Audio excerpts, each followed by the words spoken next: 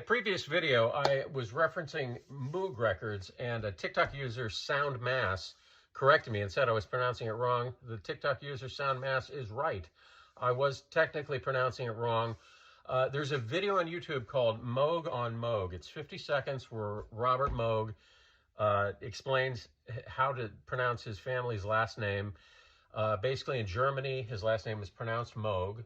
In Great Britain and other English-speaking countries, it's pronounced Moog, because in English-speaking countries, you see the two O's and you assume it's pronounced Moog, and that's my defense, because when I bought my first Moog record, there was no internet, so I couldn't look up videos like this.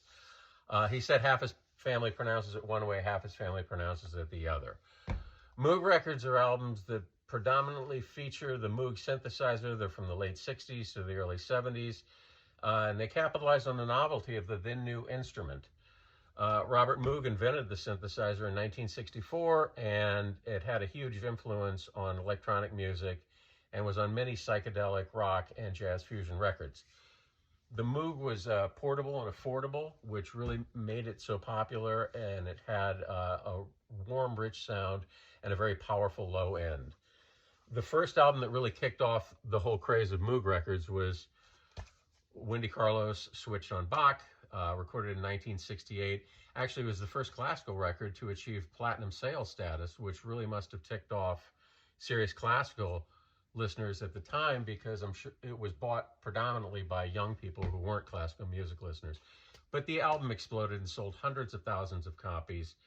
And this is what kicked off the craze of Moog records, and why a lot of them are called switched on.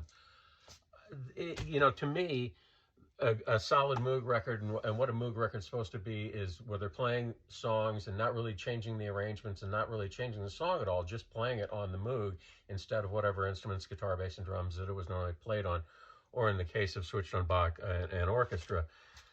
A solid foundation for any Moog collection is there are a lot of rock compilations.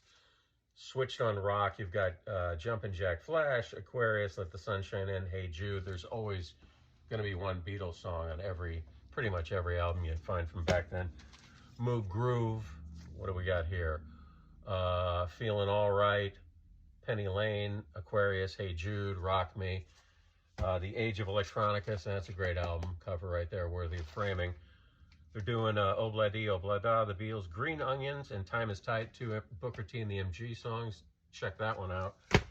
I also like the juxtaposition of like an old roots music with this newfangled futuristic sounding instrument. So country Moog records, which are harder to find, but Switched on Nashville is a lot of fun. Switched on Country, this one with the Plastic Cow, Nashville Gold, and one of my favorites, it's all Buck Owens music. This is harder to find on the Moog synthesizer.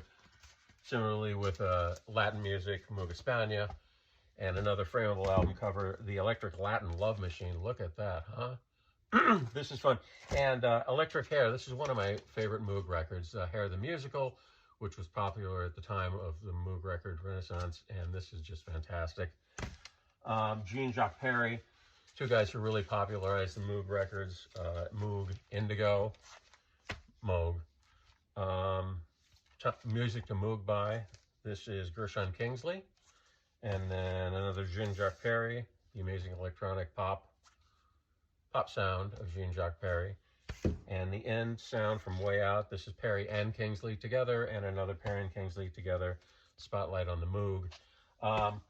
One that's really kind of left of center, and a personal favorite of mine, Emilio Aparicio.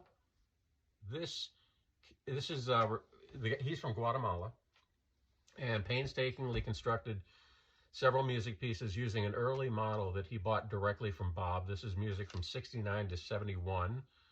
He released it on just a private press of a set of 545s that were not sold. They were just given away. I don't know whoever reissued this record, how they found a set to put this out. I'm sure it's out of print. You could probably find a couple copies on Discog. It's really fantastic. It's Latin pop songs, and it really sounds like it would be at home backing some go-go dancers on a 70s variety show. So that's it. Good luck Moog collecting, or Moog, however you choose to pronounce it. Thanks.